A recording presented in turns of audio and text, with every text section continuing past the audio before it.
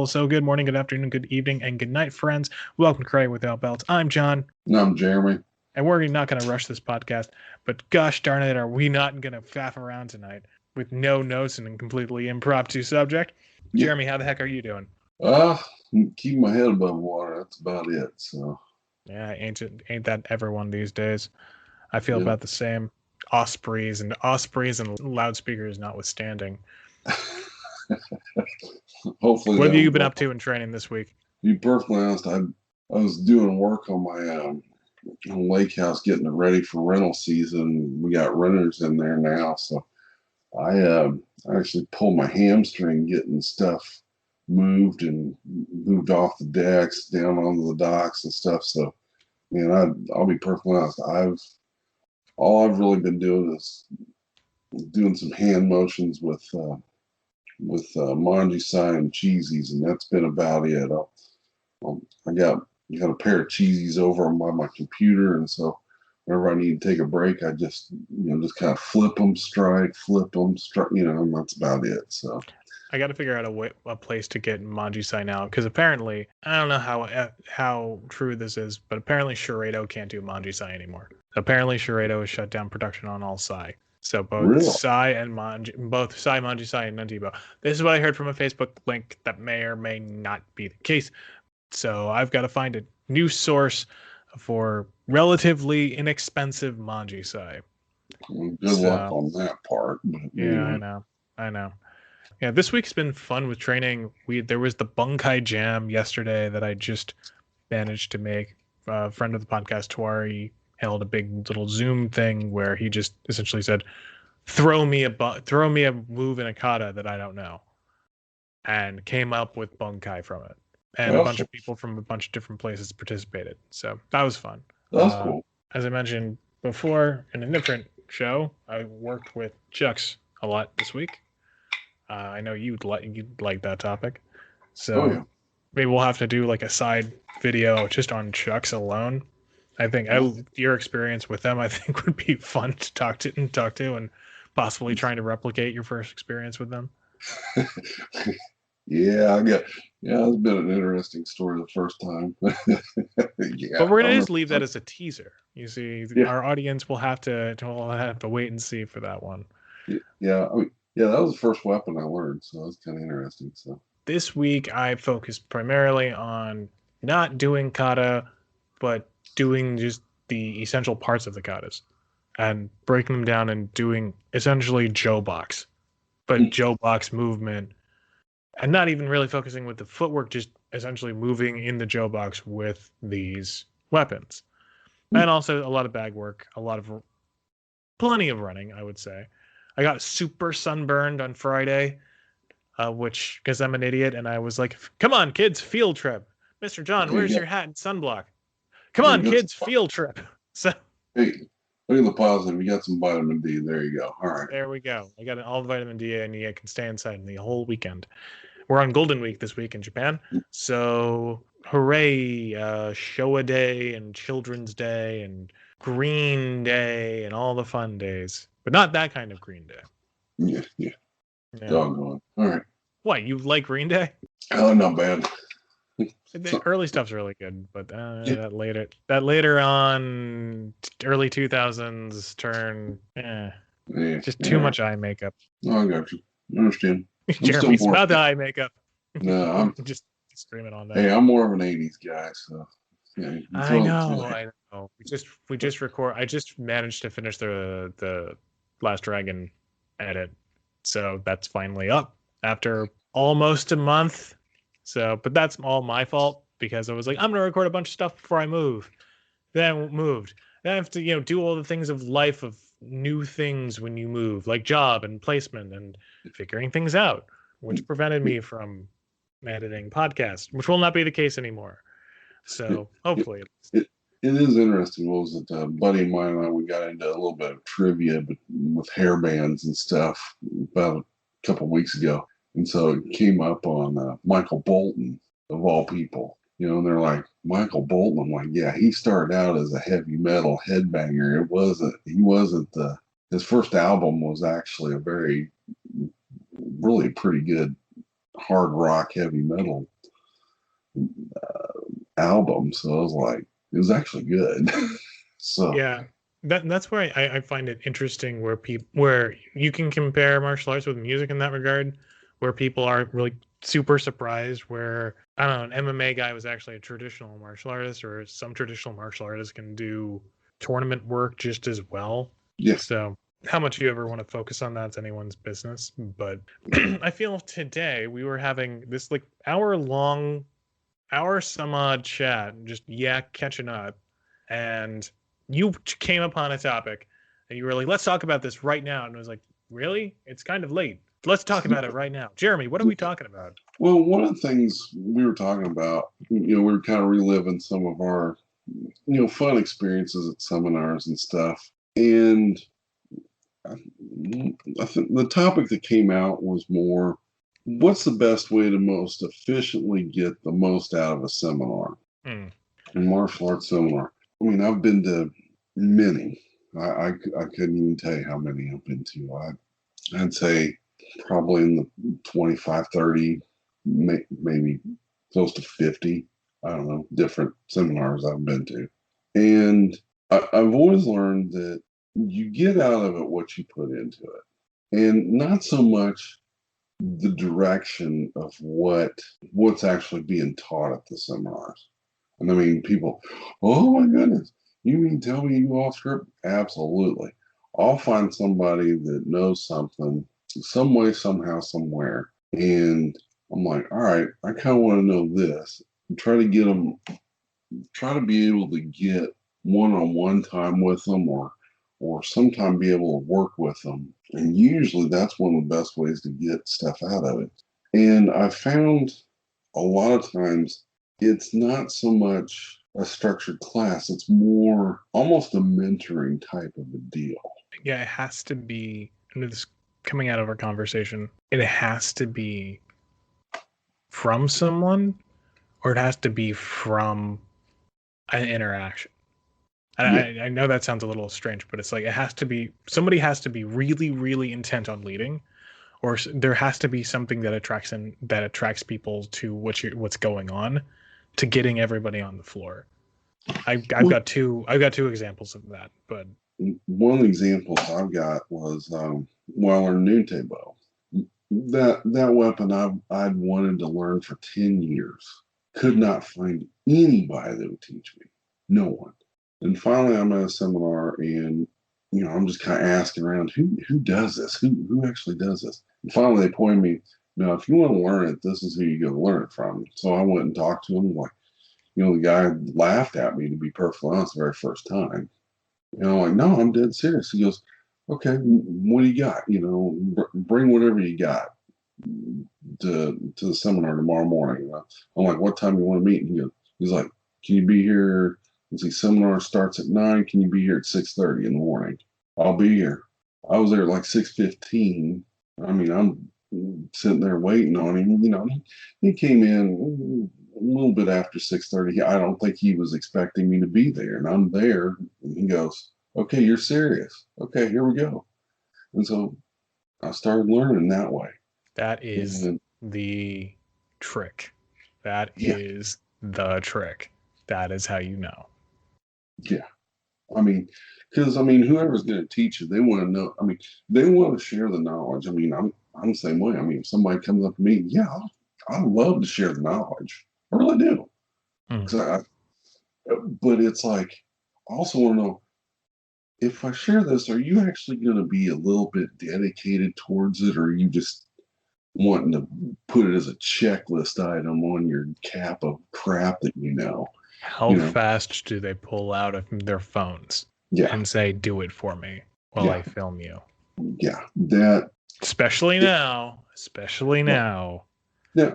now, now, you know what? I don't have a problem with it if it's after I've shown them what I'm wanting to show them. I mean, I get that. But like, if I haven't worked with them at all or anything like that, If you I'm don't know like, them, yeah. yeah, I'm like, get go the hell away. I don't care. I mean, if you want to be some dipshit, leave me alone. So, We just broke a PG-13 rating. There we go, oh, folks. sorry. It's all So right. It's all right. you want to be a professional white belt, leave me alone. Just, if you Well, really want to study it, if you want to study it, then study it. yeah, and I feel like, especially if it's not somebody you know, especially if you're the person who's doing that, right?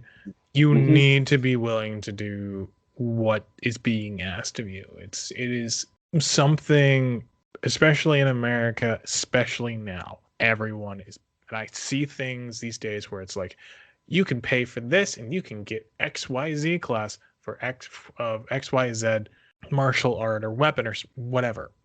Yeah. There, I understand the thought behind that. Hmm. That is going to, you are either not going to be successful or you are contributing to the death of the arts in a Hmm. way, because you are taking away, you are turning that purely into a transaction. Hmm. What you just talked about is not a transaction. That is the beginning, that is the start of building some form of a relationship. Absolutely. And for years, whenever I'd have a question, I'd call the guy up, like, "Hey, I'm working on this. What should I be looking for? What am I accomplishing with this?" You know what I mean? I sometimes I'd leave a message, sometimes he'd get back to me.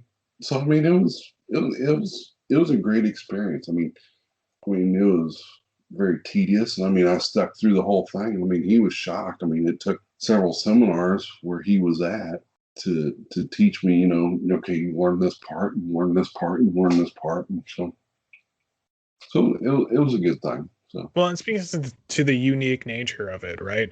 Because especially with some of the stuff we've done, we've needed to do that because yeah, of just how, like, people live in different places, and then there is like Nuntibo is a great example of, you really need to break it into pieces, and you really need to know what you're doing, and you actually do need the weapon, yeah, which is difficult to find and hard and like and very expensive.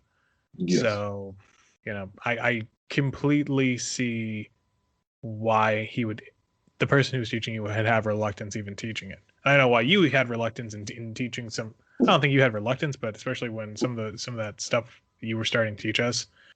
And I get his point because that's not something that's easily picked up.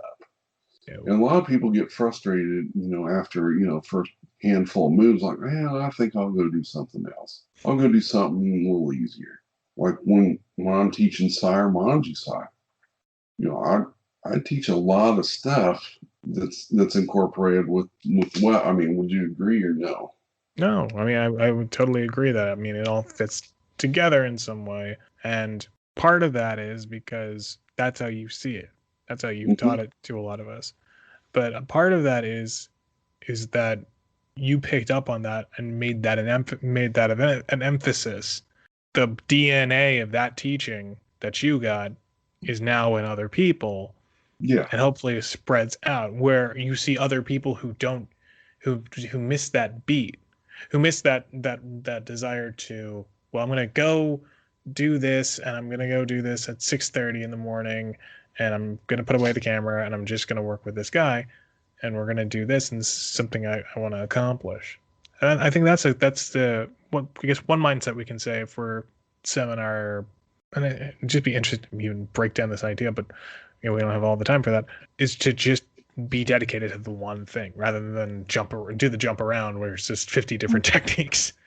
oh yeah. Well, you go to these seminars and you get people that try to pick it. And I get it. It's like a buffet of knowledge. It really is. And you're trying to pick up as much as you can, which in that aspect, yeah, that's a great thing. But when you get home, how much did you actually retain? You know, I'll be perfectly honest. Whatever the main part of that seminar really was, I could tell you maybe a little bit, the different 3 or 4 seminars that we went through. I could tell you a little bit about what each one was, but not a lot.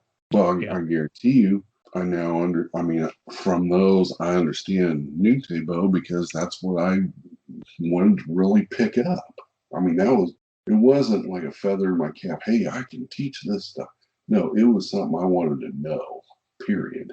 I had a driving force that I wanted to know it. And that is what I feel is lacking Yes. nowadays. And that's not from everybody, but it's also the being able to see everything is in some ways taken away this desire to learn, is taken away this desire to search, is taken away Hmm. this desire to pick things up.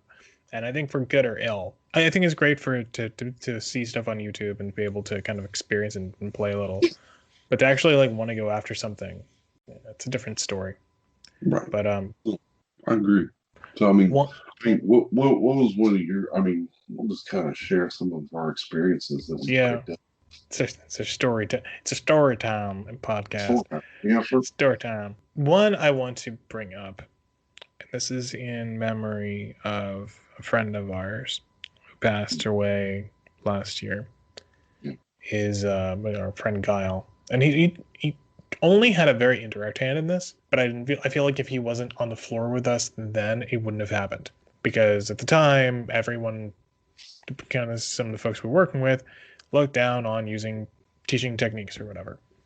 Hmm. And it was kind of a non it's kind of a non this is not a completely nonsense move, and anybody who was there should understand that. Regardless, there's a group of guys been new to what we were doing, and I was just walking them through a basic thing, and I was like, and I was tapping into something was shown to me 4 or 5 years prior, and I was like, well, this is a possibility of it playing, and it was just basically punch, parry, parry, parry, arm bar, punch, parry, parry, arm bar, Hmm. and then two testing groups from different dojos came over. We're like, we're working on that. What are you doing? I was like, we're doing this, and then somehow this what went from this small, 2 or 3 guys working together on this small tiny little exercise to really basic technique went into an entire room, and I mean fairly big room, the room I'm talking about, No, yeah, no, I know. of everyone doing this. And I really wasn't trying to lead it. I was just like, okay. And then a friend of ours walks in, and then Guile walks in with him. And he's like, "What are you guys doing?" And I was like, "We're just doing some techniques." He's like, "Oh, awesome, great!" And so he gets on and gets out there, and he starts showing this. Yeah, you could do this, and then you could do that, and it was just this. I don't know. I don't think it went on for super long, but it went on for a decent 2 hours, just like organically growing into this, like, oh, quick, if you punch this way and you do this technique one way, you can get the guy on the ground this way. If you do it another way, you can drop him down. And then our other friend Greg was kind of thrown in, and everyone kind of looks at Greg one way, but you don't really see his tactician side. He's actually really really great with techniques and understanding leverage. And he was thrown in there too, and it just turned into this unintentional, unplanned, like 2 or 3 hour jam session on just this one tiny thing we were working on from the top. Yeah. And Well, I will never forget that. I yeah. will, and those are the kind of, you don't have that. You can't really make that happen. And trying to make that happen is really hard to do. But it's just letting it go, because those other groups of testing people could have just stayed where they are and not come over to us and started doing what we were doing. Yeah. But I don't know. It was just 2 people, 2 or 3 guys working on a technique, and then suddenly, these guys who've serious skill and knowledge and experience walk on the floor, and then the whole tone changes. And I feel like that's it at its best. Having that opportunity just to explore, you know, it, I mean, you can say, "Oh, this works and this doesn't work," but when you really see when something works, when something doesn't work, I mean that's invaluable. And then having a bunch of people to do it with, Yes. having a bunch of people who you do not regularly see, who you do not regularly work with, the body types, the reactions, the levels of experience, the levels of skill. To a degree, I think essentially seminars are the non should be more considered a non-competitive form of a tournament. Kind of. I mean, Like, because you're meeting up with a bunch of different people from a bunch of different places, and even if you're not in the same, even if you are in the same lineage or whatever, the same style or the same whatever, they dojo A and dojo B don't practice the same. right. And no You can be matter, very similar, but they don't practice the same. no. So you're going to get very different things out of very different people, and I think that's super important. Yeah, Super important. absolutely. I think between our two stories here, I think it shows the breadth of what those times can be. Right. Well, absolutely. And the other thing, I mean, the other thing, it the seminar actually creates kind of a tool for you to basically network with people. That's where you're going to get your knowledge. It's not so much, hey, I went to this class with so and so. Great.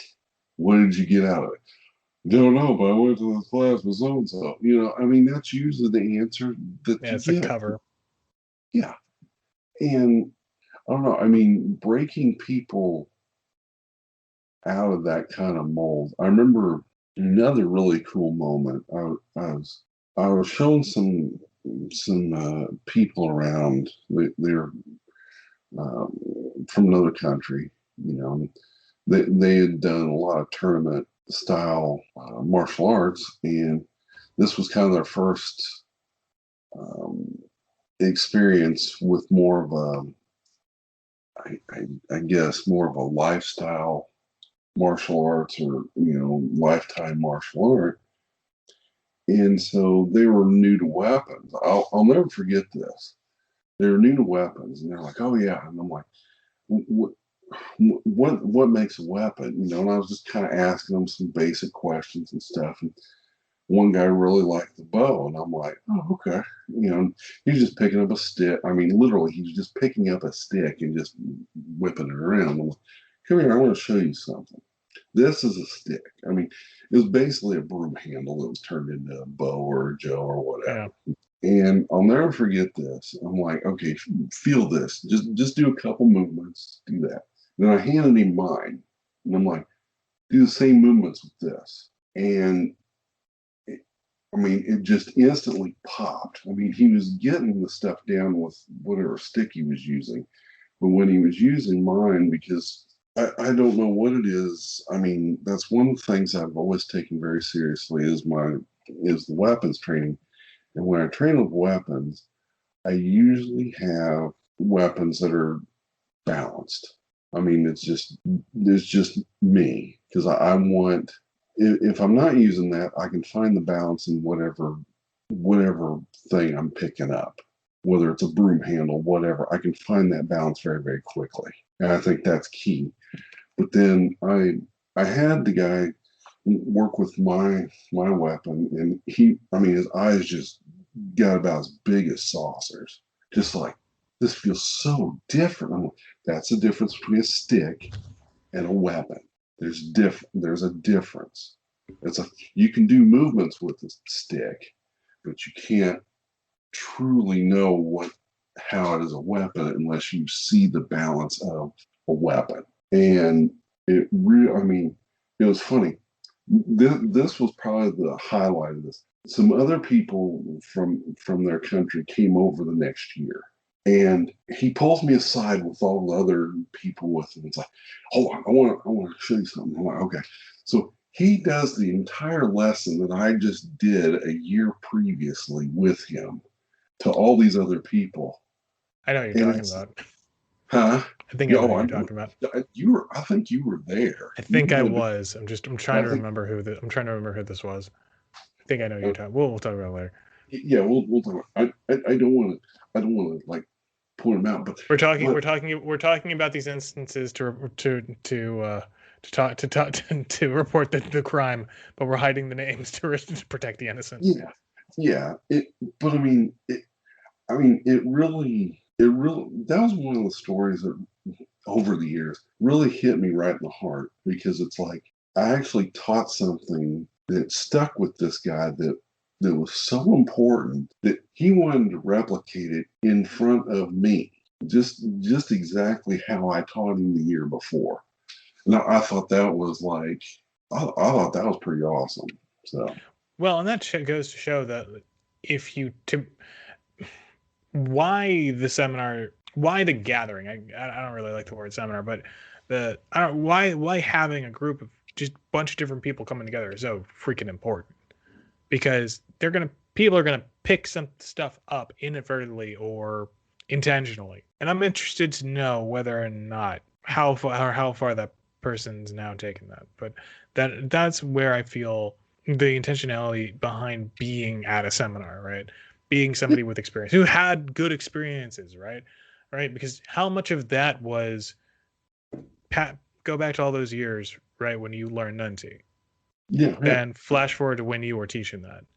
yeah, Had you not had that experience of getting of learning Nunti and having that with somebody, would you do you think you could have just like seen that kid do bow or whatever and then just be like, okay, but you yeah, actually went out of your way to show him that. right. Yeah, How much of that was like passing on a piece of I hate to say passing on a piece of DNA, but passing on that attitude, that culture to a degree, that openness, that willingness to show when others wouldn't, or others don't see, other than just, oh yeah, he's doing it, all right, it's over. yeah. I mean, I guess sometimes I'm kind of a goofy dude, but I pick up on a lot of. I wouldn't say like, ooh, I'm all that in a bowl of cherries. I mean, I just pick up on a lot of things that are a lot of subtleties that I Yeah, think that are very, very important. That I think if you concentrate on the technique or this or the kata or whatever, if you just concentrate on that, you miss the true goal of what's really being taught. and you don't have enough people who are willing to kind of go the extra mile, because that lesson could have been taught in a couple different ways, Okay, right? well, And not and only that that, and that's where I think feel that having the multiple perspectives, because the person who presides over that guy could have just been like, no, don't listen to them, just listen to me. How many times have we seen that, where oh, all these groups of people come and they just congregate together and they don't do anything else or talk to anybody else, right? oh, That's when it really is just a tournament, like a seminar name only, and it's like a weird tournament to a degree. yeah, yeah. I remember one instance. Yeah, they, I was really trying to teach somebody something about one of the more advanced katas that we do. I was really trying to teach him something. It got to the point where he confronted me to where it's like, well, that's not what my instructor said. And I went full on just total jerk drill instructor on him. To this day, I feel a little bad about it. But the other part, I'm like, I really never talked to him again because I don't think he was ever comfortable coming back up to me after that. I didn't mean it that way, but it was like, it was almost like, damn it, you're not seeing the lesson that I'm trying to teach you. Getting the, you're not getting what the importance of what I'm trying to show you. No, not that I had all the answers, but it was like I had this one. So, Well, it's also another. I mean, there's a certain maturity where you get to where it's just like, wait, that does not look like other thing that I learned from other place.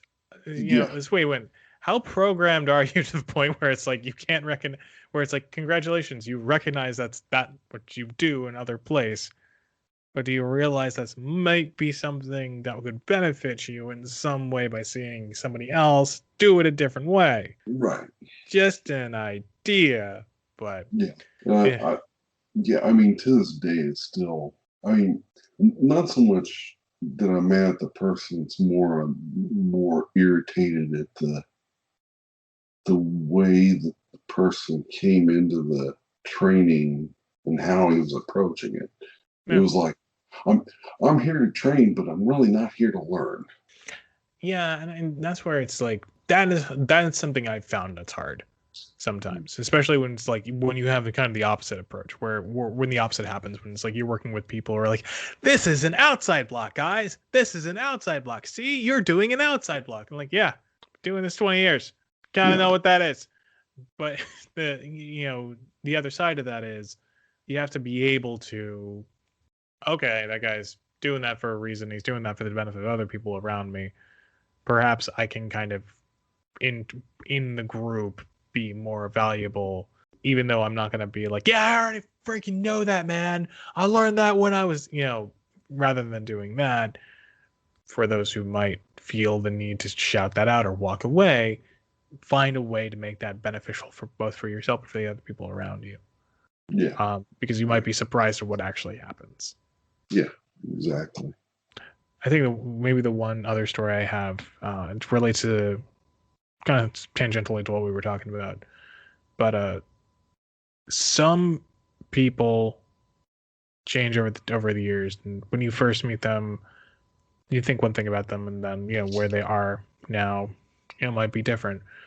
But there's two guys who, when I first met them, I was kind of a little taken aback. I was much younger. These guys were kind of older. They looked like they'd been doing it for years, and they were just kind of joking about it the entire time, but they were also taking it seriously, which I feel implanted a piece of kind of the way I see things today.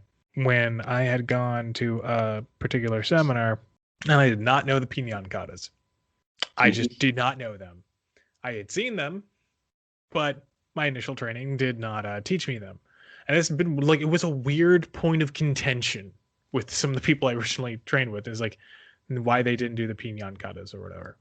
And, a lot of people get pissy about that. Mm-hmm. But these guys, at least when I originally met them, at least how I originally knew them, just got a group of us together, and we were just all over the smorgasbord in terms of age, experience, whatever. And we were all in this like real small patch of grass, and in the better part of the late morning to early afternoon, we just went through all the Piñon Katas. We learned all of them and did all of them. And it is really relaxed and somewhat joking way. Yeah. And some people would say, how did you learn all the Piñon Katas at once? I was like, kind of because of that. Yeah. And being able to get a group of people together, didn't know each other, didn't really know what they were doing originally, and being able to take away from that, I can say that's probably, if I wasn't open to that and maybe wasn't so excited to get the Piñon Katas, because there's other people who were there who were like, I've done the Piñon Katas before. I looked at them and was like, I've never done the Piñon Katas before. And they're like, what? I'm like, yeah. What's wrong with you? Nothing. What's wrong with you? So that kind of instance, that really sticks out as one of those other cherished seminar memories that I feel wouldn't have happened in other places.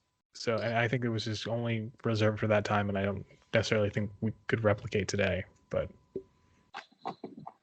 yeah, I mean, there are a lot of different things that over the years, and sometimes I try to remember. Some seminars I remember lots of stuff, and some seminars it's like, man, I just wasted a lot of money for nothing. But the bottom line is, I mean, the ones that I got the most out of was the ones I made happen. It wasn't so much what they were teaching. Yeah. So and then some and this is where it's your not just attendance but participation, your involvement. This is where I always feel scared, because I feel like I'm screwing up, or I'm imposing on people, or I'm putting people out or something like that. You know what I mean? But if I don't get involved, if I don't try to say something or do something, what's going to happen? I think, over the years, this is my take on it. The greatest compliment to somebody is for somebody to come up to you and ask you to teach them something that you know, and learn it with all their heart. I think that